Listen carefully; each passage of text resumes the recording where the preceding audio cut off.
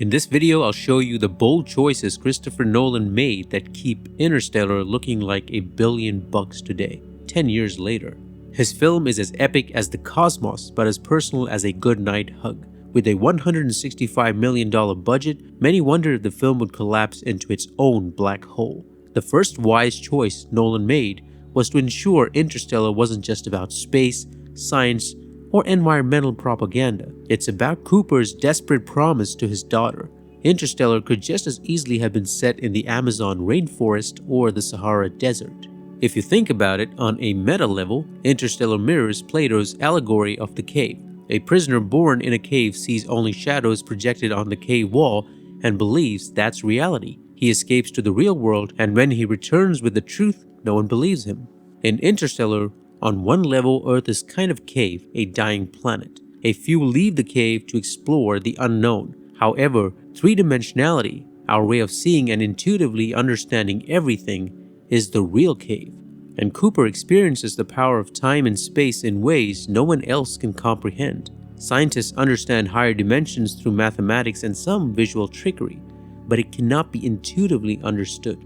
Like Plato's story, Interstellar is about breaking free from limited perspectives to uncover truth. In this case, like with 2001: A Space Odyssey, that truth turns out to be they. Well, who's they? Short for aliens.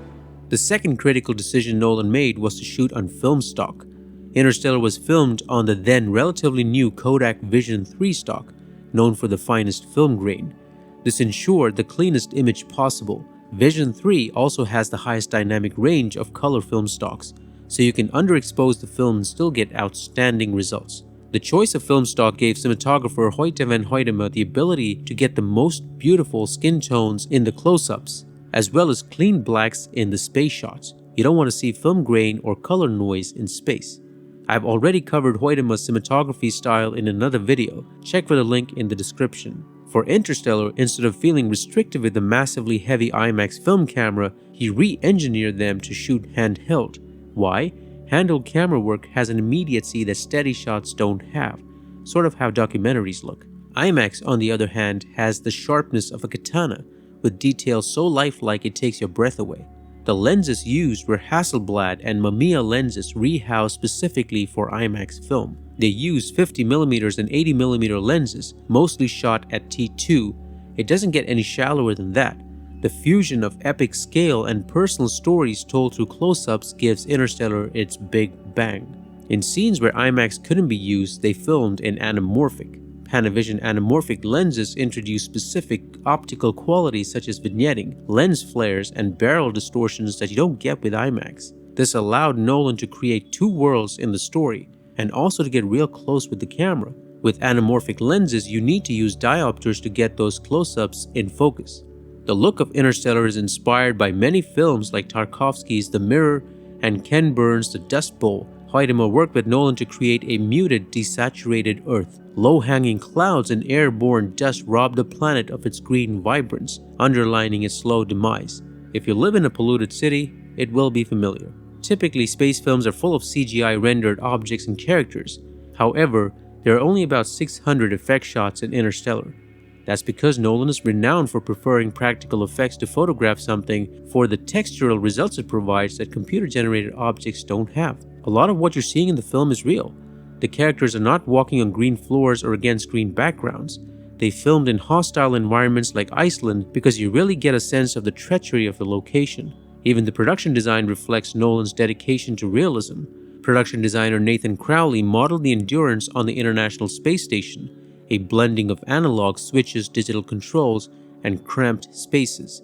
The models of the Endurance were large enough for IMAX cameras to mount directly onto them, mimicking NASA documentaries. If you've ever seen the NASA documentary in a dome theater in real IMAX, you'll understand how jaw-dropping these shots can feel.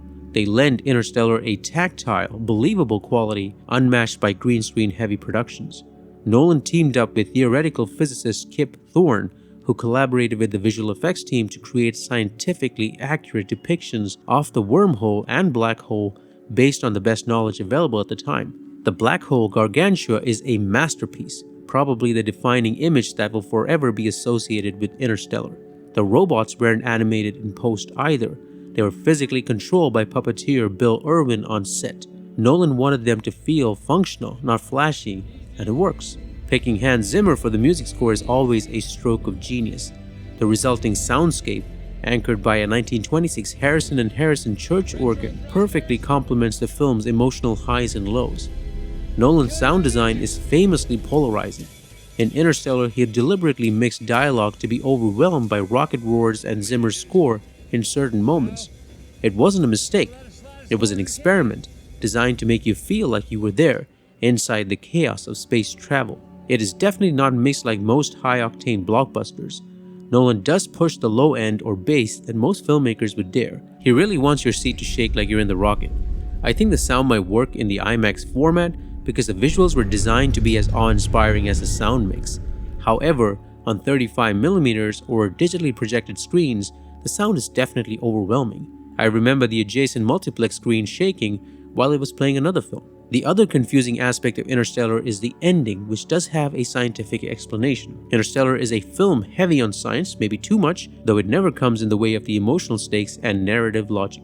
Cooper falls into a giant black hole called Gargantua. Normally, you'll turn into spaghetti and that's that. But this black hole, because it's huge, has a certain undefined region that might give rise to science speculation. Cooper falls into this region, which is controlled by aliens. In order to show us how advanced this alien civilization is, they live in 4-dimensional space. We live in 3-dimensional space.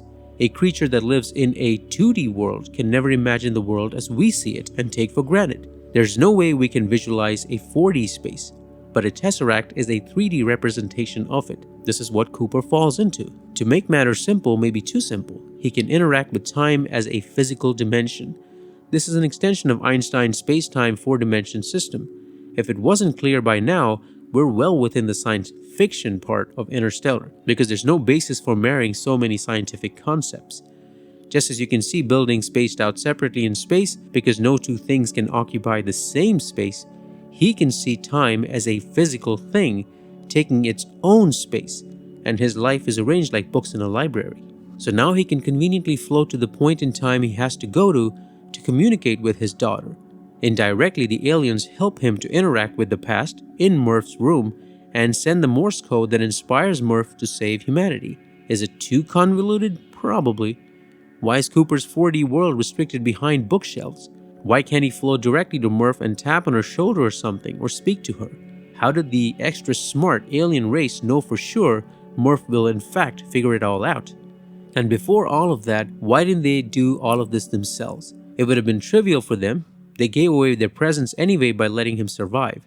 But you can ask such questions of any science fiction film. The objective of science fiction cinema is to thrill, not teach. Back to our story, Murph helps humanity save Earth. Cooper is flushed out to a base near Saturn and gets rescued. How? It's not very clear. Before we have time to reflect on these things, Cooper reunites with Murph for a great emotional ending, so we don't have to watch a spinning top. The final great choice Nolan made in Interstellar was to cast Matthew McConaughey. It wouldn't have been the same film without him. He just eats up every frame and is someone you can bet to take on the universe. It's one of his finest performances, hands down. Interstellar is about human connections and how important they are even in the grand scheme of things. It also offers a glimpse into a future where humanity must confront its role in the wider universe. And that's why it endures. 10 years ago, when I watched it for the first time, I didn't have a daughter. Now I do, and she's close to Murph's age. The film hits differently now, and that's why a decade later, Interstellar doesn't just look like $1 billion, it feels like it too. Now float to my next video. Of course, if you're a 4-dimensional alien watching, you can watch all of my videos at the same time. Helps with the algorithm.